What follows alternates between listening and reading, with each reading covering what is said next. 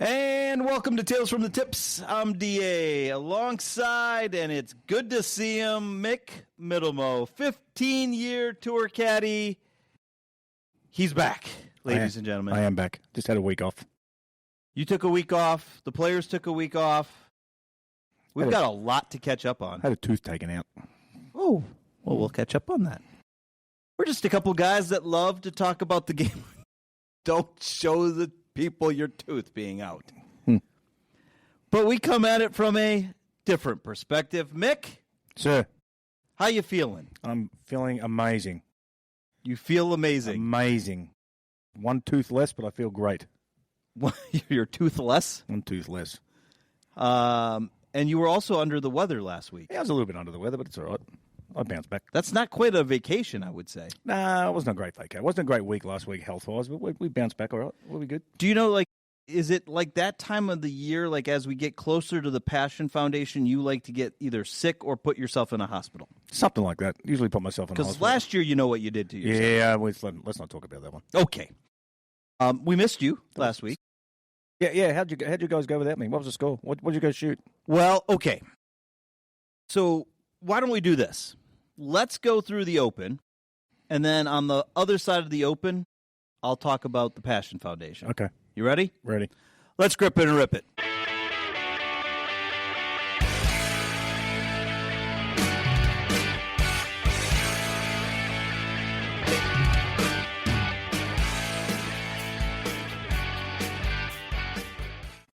I guess it wasn't very good then. Okay. Where are we starting? You got notes. I've got 6 pages of notes. I don't have notes. We've got a lot to cover. All right, let's go. Your buddy, Mr. Player, has declared himself the 3rd best player ever. Yeah, he's 90 years old. Give him a break. He also said the Ryder Cup should be scrapped. He did. He did. So you did hear the comments. Yeah. So we'll get into those. Liv made some changes. I don't know if they're going to have a name change. They're not having a name change. They're not. Nope. They're going to stay as LIV, yep. which means 54. And now they are 72 holes. Okay. But they're not changing the name. I actually did some homework on that. They're keeping it as yes. They're not going to rebrand. They're not rebranding. No. Okay. What else do we have to? St. Andrews is getting a makeover. Yeah, they're just extending a few holes and a new bunker and. But why are you extending a few holes if you're rolling back a golf ball? It's only 124 yards. I'm just asking questions. Total. Asking questions. Don't get mad. I'm not. They're changing. They're changing a couple tees. I think it was like 5, 6, 7, and 8 or something like that. Yeah, I got the list. Me too. We'll get into it. Me too. The boys were back at it in Dubai. Yes.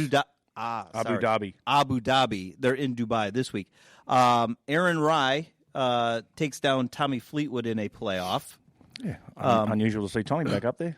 Shocker, right? He's playing great. Do you think he even wants to take any time off? Wow. At this point, he's raking in the cash. And then Ben Griffin gets his 3rd win of the season. What they shoot, like 59 under or something around that golf course? Yes, I think it was like Tiger Woods. What was it? Yes, like I think it was 72. I think 72 under. 5 under was the cut. You finished 21 under par, and you don't even finish in the top 20. 29 under by Ben. We'll get into that. But let's start first. We did miss you last week. Last Friday, we were out at Bears Best in Suwanee, Georgia, for the Passion Foundation. James did a nice job filling in for you. So I heard. I did not do a very good job of filling in for Slim. Well, Slim's irreplaceable. Oh, 100%. But I tried to give him the day off. And so I told him I would handle the audio and video. How'd that work, Slim? Bad. See, Slim's just shaking his head down there. Bad. Slim is just bad. He even took his. Have you seen it? He took his shades off. Have you seen it? It's bad. It's bad, isn't it? You can say yes. It's fine. Let me put it to you this way. Let me explain. We had some technical difficulties with the Wi-Fi, which then caused some technical difficulties with the laptop computer, which then took out the camera, which then the microphone that I had James wearing was mirroring the microphone I had. So now there's a double sound, and it echoes. And, you ready for this? Look at Slim. Slim's just back there laughing. You ready for this? I couldn't even get the laptop to fire back up after it crashed one time, so we had to do it off my phone. Oh, I can't wait to see this one.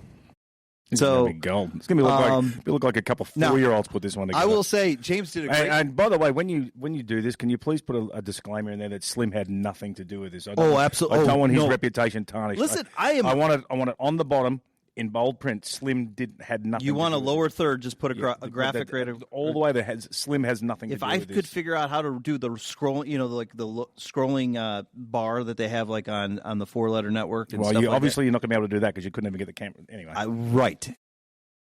So from that standpoint, so it started off rough. Yep. Our buddy Umberto joined me. Our team fell apart, by the way, just so you know. You bailed because of a toothache. No, I can't play because of my knee. Well, that too. I've got to take I'm done until next year.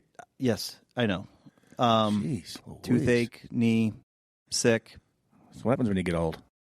You're falling apart over there. Damn straight. Michael bailed on us. Well, he had work.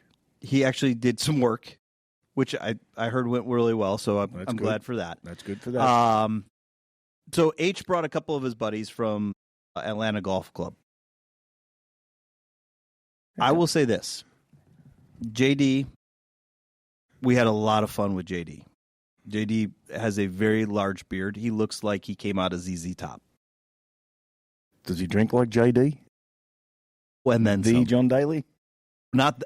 He could give John a run. Joe could give John a run. How many beers did he drink on the course? I don't know. I lost count. I will say, you ready for this? H, you know what H does for a living. Yes. Both cart girls received a very large tip before even serving one cocktail. Ooh. Yep. Okay. To make sure that they came around often. And they did. And they came around often. Okay. I'll ask you about the tip later. The next part of it is we had friends from the Georgia Hemp Company out there sponsoring one of the holes. What could go wrong? The fact that I've never done that in my whole entire life. Well, let me tell you this. If they saw a golf ball at the end of this round, I would have been shocked. What was the final score? I don't know. It was never disclosed. I will say it this way. We shot 15 under. Mm-hmm. We did not sniff the top 5. Ow. You guys shot 15 under? We shot 15 under. Ray is a really good player. Yeah, I'm not buying this. Yeah. Nope. 15 under. Knowing that we had when we missed the eagle putt on, I think it was the second par 5, I said, we now have no shot at winning this. And we made a par on a par 3. Yeah, that'll do it. Game over. The team that won had a collegiate golfer from Troy that was playing. I was able to see him hit the golf ball. I understand why they won. They were a good team. Yeah, they came in second behind us last year. I have the first place trophy in my car. I was actually using it as driving here today. Here's what I have for you though. We had a great time. Missed you though. I am going to say it that way. They had your favorite hole, number 18, out there. John did a nice job this year with. And I'm going to ask you this question. You ready for this? Yep. Have you ever played in an outing where you got up and you rolled a die, or dice, actually, in this case, and the number that you got, you had to play that hole with that club? No, I've never done that. So, for example, if you rolled a 2, you had to hit a driver. Mm-hmm. You had to play the entire hole with a driver. The whole team? No. Each individual player rolled. Oh, what did you roll? I rolled, I don't remember what the actual number was on the dice. Good Lord, you remember anything about this tournament? I played a 7-iron. Now, if your team or one of the individuals on your team made a par, you got a hole in one. Okay. That's good. I like that. It was really well done. Now, what I've gathered and I found out afterwards, except for the first place team, the second place and the third place team played it as a scramble. Oh, they didn't know the rules. Well, they didn't listen to the rules. Yeah. The rest of us all played. Do you know how many teams had a par on that hole? None. 3. Were you one of them? First, second, and third place. Ah, there you go. The ones that played as a scramble. Ooh. Except for the first place team, Okay. which had a collegiate golfer. Yep. By the way, I believe he had a 5-iron in his hand. Well, that's good for him. It's a good club for him. Very good for him. No, we had 3 looks at par, and we all missed. I did play a tournament in Chicago, the bar I used to frequent. They had the smoking 2-iron. You were only allowed 2 clubs, a 2-iron and a putter. Ooh. For 9 holes. Now, that would have been fun. Yeah, 9 holes, 2-iron and a putter. It's good. I did win it the first year. I did win it the first year. I shot 45. And it was for a friend of ours, Wally, who loved his 2-iron. And when you won the tournament, you had to use his 2-iron the following year. And it was like one of those old Jack Nicklaus butter knife things. And that was not much fun. I wasn't going to repeat using that thing. Well, it's almost like the hickory classic. Yeah, it was. The hickory sticks. You know, I think those are really cool. I actually enjoyed, you know how I am with gimmicks during golf outings. Yes. There was a hole where you had to shoot a cannon and a ball into a bucket on a par 3 green, and if you got it in, you got a hole-in-one. Okay. Yeah, some of those things are cool. Yeah. I played another one in Chicago where they had no flags on the greens. Oh. But there was 4 holes cut on every green. So you would just hit it on the green and go, oh, look, there's the nearest hole right there, and you just putted that one. That was kind of cool. That would have been fun. Yeah, no flags. You just hit on the green. No, yeah. Okay. I'm good with that. Yeah. You know how I am with the gimmicks out on the golf courses. I don't think the greenskeepers these days would be like cutting 4 holes on every. Yeah, I don't think they would be too. Yeah, well, but this time of year here. Yeah, exactly. Yeah, it's different. So, with that said, raised a lot of money for the charity. Very good. We had a great time. Needed you out there as a caddy. That would have been fun.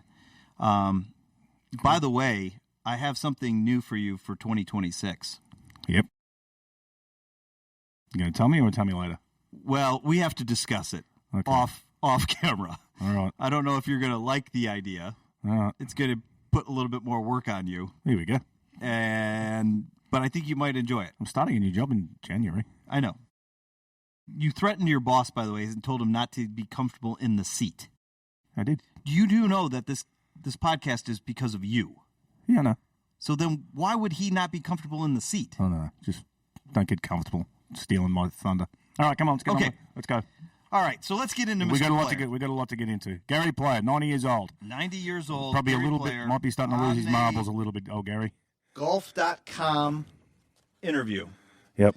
Referred to himself as the 3rd best player ever. Mick? Who did he put above him? Jack and Tiger, right? He put Jack and Tiger. Do you know what he said about Tiger? No. That Tiger would have been the best had he stayed healthy. Probably fact. I think he was 100% correct. He's correct on that one, but I wouldn't assume he'd be the 3rd best golfer out of them. No. So. I was going to say, where do you rank Mr. Oh, see, I'd have to Player? I'd have to think about that because I've heard some stories about him. So, Well, stories aside, let's look at the actual resume. It's a great resume. He has a phenomenal resume, and I think he brings up some good, valid points, even at 90. Yep. But do you rank him in the top 5? And if so, who do you leave out? Well, who are you throwing in there? You're throwing Tom Watson in there? You're throwing, well, obviously Jack and Tiger. That's not, so not a comparison. I am 100% in agreement with Mr. Player on this. Jack and Tiger. Yeah, Jack and Tiger. 1 and 2. Rory's going to have a much better resume at the end of his career than Gary Player would have. I would agree with that. By far. And I didn't even put Rory in my... By far. Tom Watson. Tom? I'll probably have Tom ahead of him. Okay. What about Arnie? I don't know about Arnie.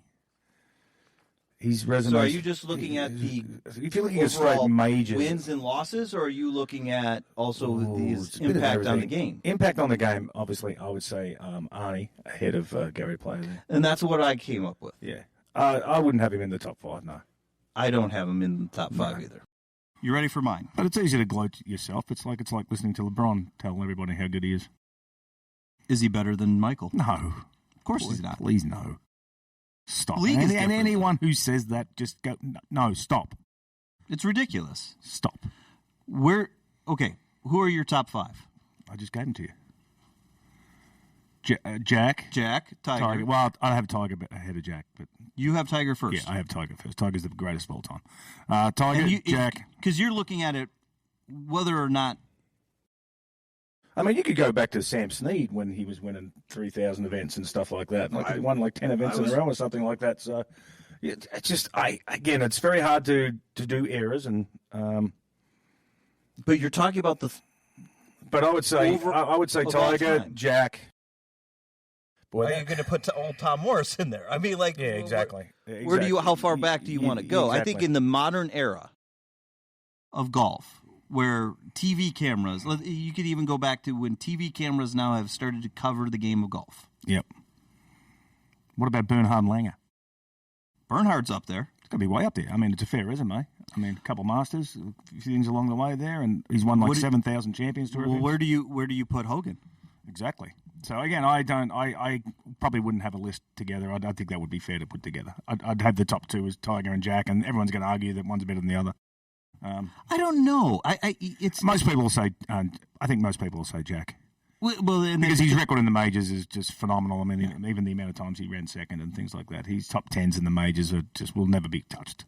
It's a record that'll never be beaten. Yeah, I completely agree. Never. 18 major victories, and that's not when you start counting in, AMs and everything else. Yeah. I mean that's a different resume. But every player, he was sprouting off, and like he said, the Ryder Cup should be scrapped, and then 3 days later he said, "Oh, it's not what I said. That's not what I said." The way he speaks, it was a pretty good impersonation. Yeah, I was going to say that wasn't bad.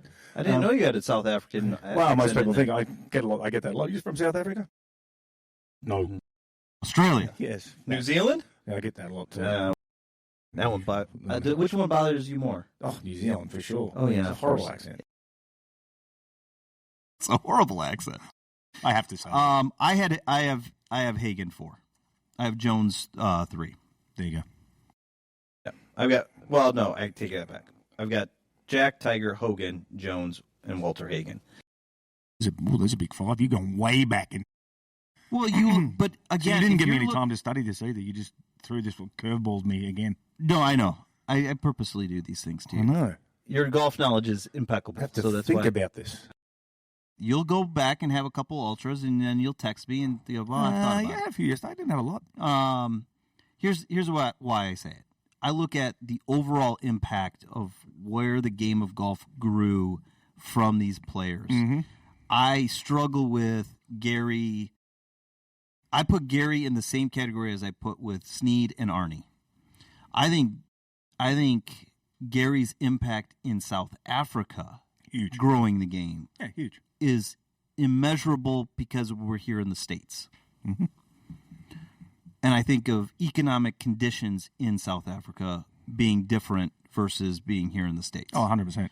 But what Arnie did to grow the game of golf has only been bested by one other guy, and that's the guy you have as number 1. Mm-hmm. Tiger Woods has done more for the game of golf outside of the ropes than he did inside the ropes. And that's saying a lot.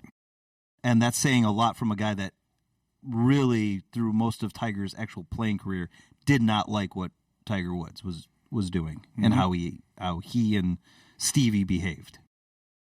I have a better appreciation, and I miss him more now with him being so far away from the game.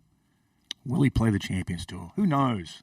Who knows? I say no, but... Okay, so changes coming to St. Andrews. You brought it up. You mentioned it earlier. So the RNA and St. Andrews Link Trust announced some changes. Okay, Vic, the par 5 fifth, new championship tee, they're adding 35 yards. Yep. The number 6, the par 4, they've added 17 yards. Number 7, they're adding 22 yards with a new tee. For 10, 29 yards with a new tee. Number 11, they're growing, or they're enlarging the existing teeing ground, 21 yards. 16, they are enlarging by 10 yards, the existing teeing And then 12, they are actually shortening by 2 yards to accommodate for pass-through traffic. Yes. Your thoughts on the changes? It doesn't bother me one little bit. Okay, so like I said as we kind of open this, and I don't think it's going to make a huge difference. It's not going to make a difference to the guys that were making these changes for. I think they're adding a bunker too there somewhere along the way, and they're doing a couple of little things. They're lowering a green so there's more spectator friendly and things like that. They're doing a couple of little things like that. My question, sir, because the RNA is involved in this, and the USGA has been involved in things on this side, with this rollback of the golf ball coming sooner and sooner, why do you make this change? I didn't get into the in-depth of why they did it. I actually have a lot of trust in the RNA and their decisions and what they do with golf. I think they do a lot right for golf. So you are this is not. We didn't lengthen the course by it's 124 yards total, really. But that's my point. Why are we doing? Why are we changing? I'd have to really get in depth and have a look and see why they're changing the holes and certain things. And obviously the length isn't crazy. 30 yards on one hole, okay. I could see a little bit of reshaping, so you have some more run into. They're definitely doing some of that too. They're doing some reshaping. I read that, as I said, so spectators can see a little bit better on a couple of holes and things like that. And what I read was they were just, they wanted to get back to what it originally was at some stage and things like that. So. Which you see what these, these are changes. Honestly, you're probably not even going to notice. To the average fan, you're not going to notice. As a caddy, you're going to notice it slightly. Slightly. Yeah. Slightly, but the course plays so hard and fast. It's extra 30 yards isn't really going to make a difference. I was going to say, the only thing that ever makes a difference out there is the weather. Yeah, that's it. I'm going back why are we making these subtle changes to such a... They always like to make subtle changes to golf courses, and it's like anything. I think it's a lot of the times people just try to justify their job, their position and their job by changing things. It's like coaches. Well, speaking of justifying themselves. Yes. Live. Yes, 72 holes now. You beauty. World ranking points. Okay, so I'm going to ask the same question I asked James, which you may or may never hear, but we'll get to it. It'll be like muffled like that because Slim wasn't there. It's all my fault. I've accepted the responsibility. Yeah. What was the question? Okay. Outside of world ranking points. Yep. Mick. Yep. Why did Liv do this? Nothing. That's the only reason. The only reason I can come up with. That's the only reason. Yep, because the world ranking system was never ever going to change for them, so they had to change for the world ranking system. Now it puts pressure on the world ranking system and how they're going to do it. Do they get the same benefits as every other tournament now? They should. Well, they've also announced at the same time, they also announced a play-in type of scenario where you can now play your way onto the tour, which was also one of the things keeping them back from getting world golf. Oh, you mean like they can't do on the Champions Tour now? No Q school? Good idea. Ridiculous. So I heard a counterpoint to this. Yep. And it comes from my side of the business. Mm-hmm. Sponsors don't want to pay pro-am fees for guys that are qualifying to be on the Champions Tour. I have been holding this card now for a few weeks. I wanted to get your input on that. I'm not allowed to swear, am I? You are not allowed to swear, sir. I know what I'd be telling the sponsors. But they've earned the right to get on that tour, and if they've earned the right, then so be it. Steve Elko earned his way onto that tour, and how's he been playing out there? Yeah. I guess he's a big name out there. They want to play in the Pro-Am with him now? 3 years ago, they probably wouldn't have known him. They wouldn't have known who he was. Would you pay $4,000 a man to play with him? But now you would. But 2 years ago, they wouldn't have. Right. It's just the way it is. They can't all be the greatest golfers in the world out there. It's just that's the nature of it is. I mean, I've caddied in a million pro-ams, and I'm sure there's guys who came up to me and was like, "Oh, I didn't know this guy played. Never heard of him." I'm right there with you. Not everyone's going to get to play the Tiger Woods. I hate the fact that you're going to limit or cut off a way to qualify to get into another professional tour. To me, it just sounds like it's the job's for the boys. They just want to keep their jobs, and that's it. That's how it sounds. It does sound very exclusive. Yeah. Like, we don't want you in our club. Yeah. But it's probably because 4 Australians qualified 2 years ago. Is that what it is? I think so. It's the Australians' fault? Yeah, probably. It's because of Greg Norman. Oh, don't get me started again, please. He's an Aussie. We traded him. You to New Zealand? They wouldn't take him. Oh, okay. So, let me ask you this. With the changes to the LIV. LIV. Hang out with Robert Allenby in Florida. Oh, boy. Okay. There's that shot. 72 holes. Yep. Does this make you want to watch it now? Twin Peaks is the best in the game. Here, your favorite drafts are poured at a frosty 29 degrees, and rare barrel-aged whiskeys are served just the way you want them. It's bigger game days and bolder fight nights. I mean, where else can you find a scratch kitchen that always comes in clutch every day from lunch to late night? Only at Twin Peaks, the #1 sports bar. Hit a home run for happy hour and ask your Twin Peaks girl about local specials on drafts, cocktails, shots, and more.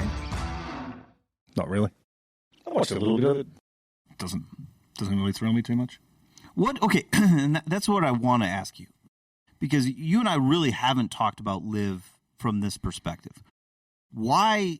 Because I have watched 0 LIV. That's not a lot. I'm not in. I'm just not. It doesn't. You're not vested into it yet. No. Nor and I don't see myself becoming. But I shouldn't be the target consumer that they're going after. Yeah, I get that. It might be another way for the Champions Tour now. They might have a LIV Champions Tour come up. Maybe that'd be a good idea. There you go. Now you're generating some ideas. Get some more people on. Get some people into that can qualify. Well, let me. I like the idea that they're having qualifying to get on there too. Well, this is why that's what I was really, what I've heard from friends that have gone to some of the live LIV events, they're massive. They're a lot of fun, and from a sponsor side, you're actually getting a far better value for your sponsorship of take a chalet, and I use this example with James. Think about Eastlake. Mm-hmm. If you're the sponsor of the chalet on number 7 at Eastlake, you have 30 golfers go past you in roughly 2.5 hours. Mm-hmm. What do you do the rest of the day? Nothing. Whereas LIV, which you have a little bit larger field size, not much, you've got activity all day long. Are they going away from the shotgun start? No. Which is what I kind of like. I kind of like that. But it's very difficult when you're trying to watch it and consume it. Yes. Figuring out that Mick is on hole number 4. He's starting on 4. He's going to finish on 3, and he's the leader. Do they have a shotgun? They have a shotgun start every day. Yeah. Maybe they shouldn't on the Sunday. Just go straight tee time on Sunday? I think that would be a better gist of it. It's just my idea. Greg, you listening? Are you sending notes to friends? I'm sending Greg Norman a little note. Probably not. No. I'm sure he is. Okay. So let me ask you this, Mick. Yep. At the same time, Brian Rolap has talked and continued to talk about scarcity as one of the key elements of the tour moving forward. What would you do in this perspective with LIV? Do you align with them? Because they just made a major announcement that they're adding a tournament to the Fall Series in 26. Yeah, I don't know how that's. I don't think that's ever going to play out. I don't think they're ever going to align. You don't think they're going to align? No, I don't think so. You don't see a early fall, late, fall/early January. I think they're a long way apart from being together right now. What do you think is keeping them apart? I think animosity. You still think Animosity? That this even happened. I don't think the players on the PGA Tour would be too thrilled to invite other players back that just took $400 million to go somewhere else, and now they're invited back to the PGA Tour. I don't think Don't think that would go down very well at all. No. There'd be a lot of chilliness on the range. It would be very Arctic. Icy. Kind of like the weather out here in Georgia today. I've got shorts on. You brave man. Okay. With that also being said, one of the things when Liv was coming about, the uproar was how the Saudis treat women. Mm-hmm. Did you see last week the announcement by the LPGA Tour? I did read a little bit about that.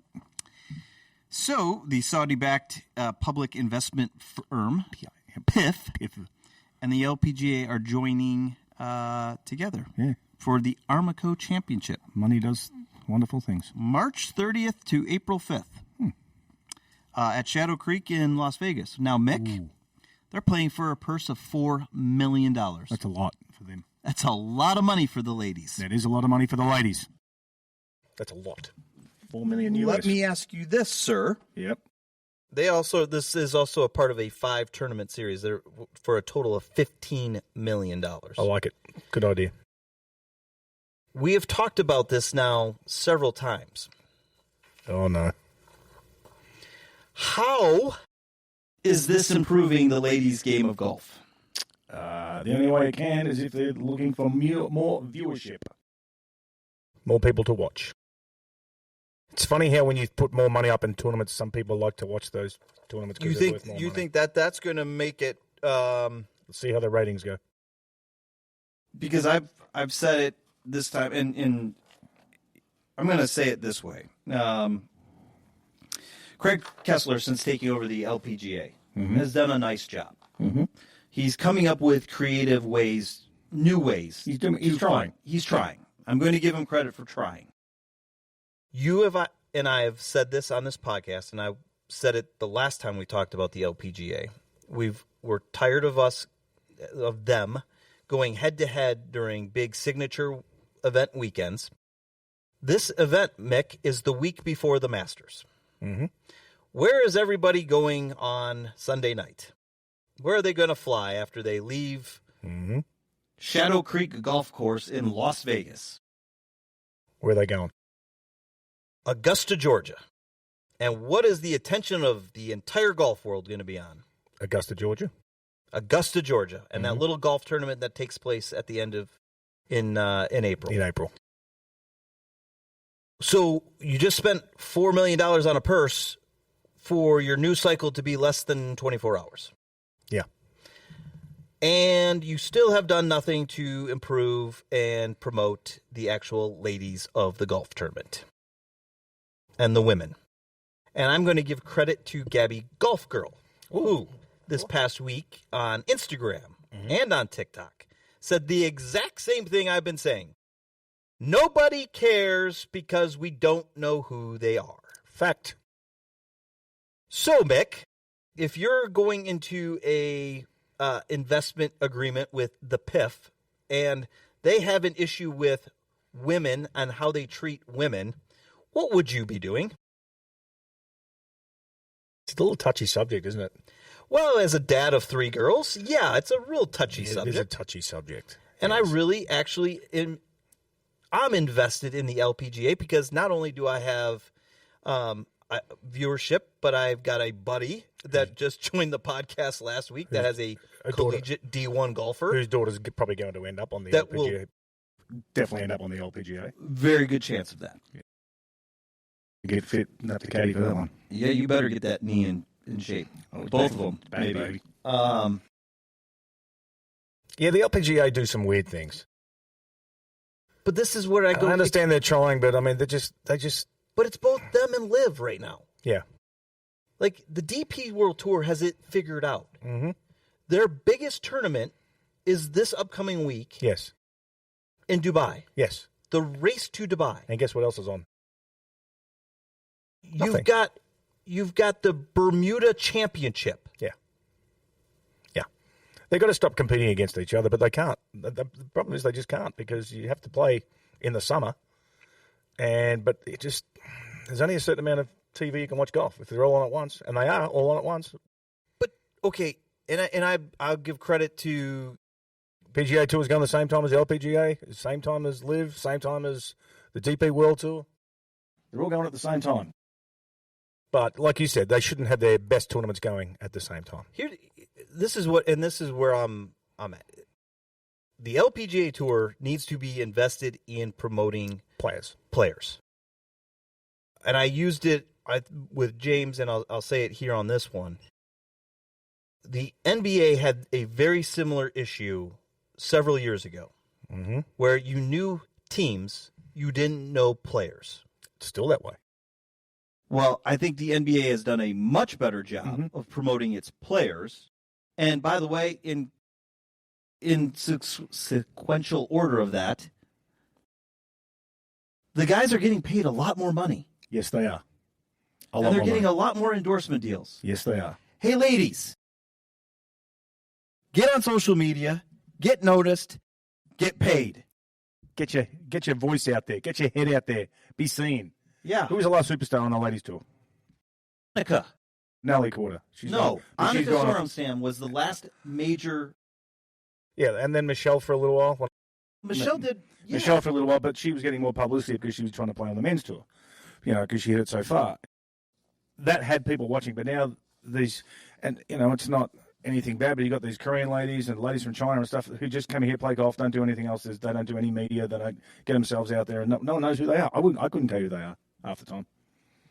Which is fine, but you have to promote them. Yeah, and you have to again. promote them, but at the same time, you look at all the female golfers that are here in the United States. Let's just look at the United States alone. Some of your most influential golf social media folks are women. Mm-hmm. Yep. Hello. Yep. There's a demand. The last time I checked, demand equals dollars. The last time I looked at the LPGA Tour, the only highlight was they were showing Charlie Holt as she smoked on the golf course. And you talk about a personality that would be amazing. She's got a great personality. She should nearly be the face of it. I 100% agree. Let's get out there. Get 100%. Her on there. Good-looking woman, too. Helps. Funny. But funny. I mean, yeah. Outgoing. Exactly. She'd be a great personality. You've even said it. You have even said that while caddying out on the LPGA Tour, you heard more things and more fun than with the guys. Yeah. And now that the guys' game has gotten to the point where it's so much about the money. Yeah. Plus, you're allowed to eat with the players, too. Like, you go in the dining room with the ladies, and you would sit there and listen to them talk. I'm like, oh, my Lord, really? That just came out of her mouth? What did you just say? Gossip girl. Good Lord. I was like, damn, even my ears were hurting. Yeah. And I can cuss with the best of them. But, what are you laughing at? Let's crack it up over there. Just laughing when I said that. I've cussed once on a podcast, and I did it on purpose. You did. Okay. All right, what else we got? So Aaron Rai wins in Abu Dhabi. Yep. Beats Tommy Fleetwood. Tommy's playing some pretty good golf. If you're Tommy Fleetwood, are you taking any time off? Or are you just going to keep playing? Keep rolling. Just keep playing. Keep going while you can. Aaron Rai won using a 7-year-old TaylorMade driver, too. Not even the new equipment. It's like an M4, M5 or something. How do you feel about that? I love it. I love it, too. I still use an M2. Yeah. Love it. And then Ben Griffin wins. Third time on the PGA Tour this season. 29 under, yeah, blah, blah. Good golf. Let me ask you this question, though. He is now 9th ranked in the world. He's a good player. He's a really good player. He was in the 40s to start the year. Let me ask you this. Where would you rank Ben's season, excluding world number 1 and world number 2? Well, he's had a phenomenal season. He's going to have a great year this year, I'll tell you. Like, 26 is going to be... He's going to win some tournaments in 26, I'll tell you right now. And one of them may be a major. Ooh, that's like a preview for one of our shows coming up is our majors. I was actually looking at the scores this morning. I was like, did anyone actually finish over par? They didn't. I saw, maybe Luke List. Luke List had a 12 on his card on Saturday. That's it. Yeah, I think he shot 85 and then he shot 400. So he was the only person. 5 under was the cut. Yeah, so he was the only person that shot over par because he had a 12 on one hole. Oops. Which got me looking at the highest scores ever on holes by PGA Tour players. And? Do you know what the worst score on a hole is? 18. No, higher. 19. Keep going. 20? 23. By who? Tommy Armour. Tommy Armour. So happens I have it. Wow. 1927 Shawnee Open. Hole 17. He hit 10 balls out of bounds on a par 5. Shot 23. Had a 23. That's the record. Ouch. Yes. That's Tommy going to Armour. hurt the scorecard. Tommy Armour. I used to like his clubs. The old Tommy Armours, they were good. The old 855 Silver Scots, they were good clubs. Those were good ones. Never had them. Showing my I had age. a No, couple they were- buddies out on the They were good. high school team that had them. Yeah, they were good clubs. Here you go, 23 on a hole. Don't feel bad, all you people out there that have All right. had big hole. My last question Yep. for you for the day. Yep. You ready for this? Yeah, curveball. Here it comes, Slim. Murray is getting ready He's going to win by 5. to take his 7th race to Dubai. Yeah. Yep. And he's better than Gary Player. If you're voting for the best player of the year, is it Scotty Scheffler or is it Rory McIlroy? Rory McIlroy. Best PGA Tour player season? Who's the player of the year on the PGA? Well, Scotty, probably. And there it is, folks. Probably. Well, sir, Yeah, Scotty. we've got the race to Dubai. We've got. I'm interested in that. I'm going to watch a little of that this week. Yes. I've been watching some Australian golf this week. Rory's played in the Australian Open this year. What? Rory's going to play. Oh, in the yeah. Australian- Yeah. Rory's playing the Australian Open this year. I watched think we the talked about it. Victorian Open and seniors, and I watched the South Australian seniors, and watched some of the old boys that I used to hang around with and caddy for and playing out there. It was good. It was fun to watch. Did you feel like you were back home? No, You spent 4 months there this year. yeah, well, not now. It doesn't feel cold now. Don't get this cold back in Australia. No? No. It's just day one of it. Yeah, no. Well, it's supposed to be better by the end of the week. That's good. Um, Don't mention the Falcons. We're not talking football today. We've had enough to talk about. We'll get into... Actually, we'll update where our standings are after next week. we got a good update there. We will recap the race to Dubai. Mm-hmm. We will recap the Bermuda Championship. I'd like to be in Bermuda now. That'd be good. And we will preview the the last PGA Tour event of the season next week at Sea Island. Sea Island. So with that, sir, It's been real. thanks for teeing up with us on Tales from the Tips. Look after your teeth, kids. And there's your public service announcement. If you're catching us on YouTube, make sure you give us a like and hit that subscribe button. Drop us a comment. Let us know how we're doing. We'd love to hear from you. You can find Tales from the Tips wherever you find your favorite podcast. Apple, Spotify, YouTube. The Odyssey app, and now available on iHeart Podcast. Just search for Tales from the Tips under podcast. Hit that plus button, subscribe, like, thumbs up, whatever it is, and enjoy. You can catch all of our social content on Instagram, X, and Mick's favorite, TikTok. TikTok. Yes, I'm that on is TikTok. correct. I'm on TikTok. And you can always catch all of our new content on YouTube, our shorts, our video series. Mick's going to be working on something for 2026. I don't even know Course about it. management that he doesn't even know about. Oh, course yet. management? Yeah, I can get you. Course I'll management. save you 3-4 shots around just by listening to me. Listen to me. You're actually going to show him how to do it. Ooh. Perfect. I like the sound of that. You can always catch this live on Twitch, except for today. But hey, it is what it is. It's a technical thing. It's not Slim's fault. It's not Slim's fault. So, Mick, Yes, sir. I hope you feel better. I feel great. Glad you're back. I missed you. Just one tooth gone.